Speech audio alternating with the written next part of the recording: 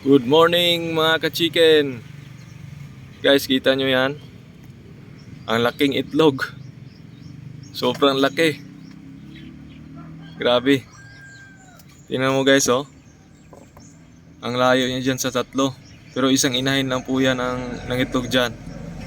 Yung itim natin na huluhano.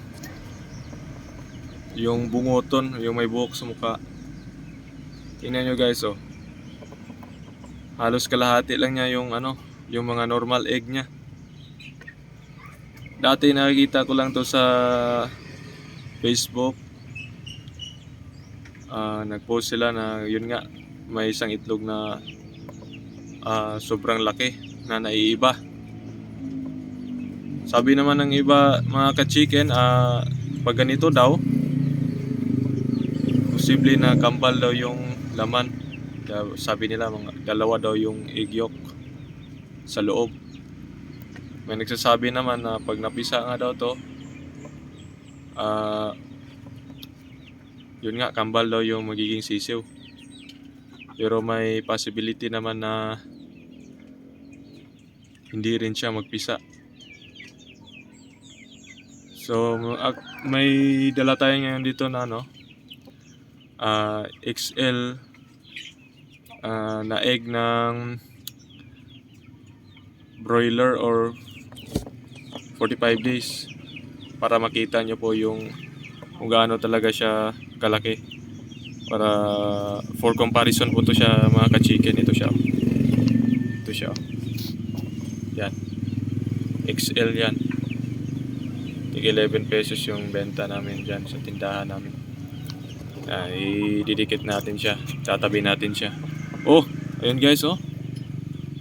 Mas malaki pa siya kaysa dun sa XL na egg ng broiler na binebenta namin sa tindahan. Ayun guys, oh. Mas mahaba pa siya, oh. Malaki talaga niya guys. Papakita ko po sa inyo yung inahin na nag-egg nitong ganito kalaki na egg. Wait lang guys.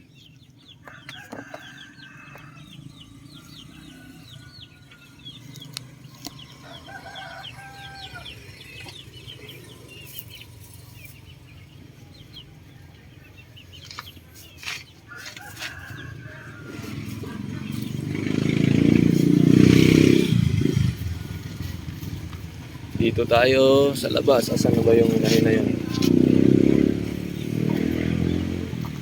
Ayun.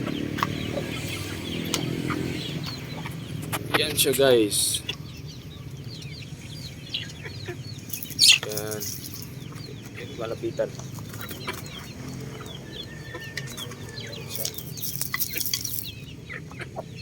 Yan siya guys.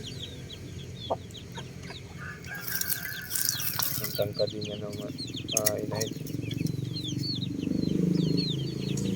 Yan yung broadcast natin. So yun lang muna guys, pinasilip ko lang muna sa inyo yung napakalaking itlog. First time ko kasi na naka-experience ng ganun kalaking itlog dito sa yard ko, or since nag-start ako mag-alaga ng manok. Thank you so much mga ka-chicken. Please paki-subscribe naman sa munting channel natin, Don Chicks TV, and paki-hit na rin yung notification bell para updated ka sa mga bagong videos natin. Hanggang sa muli.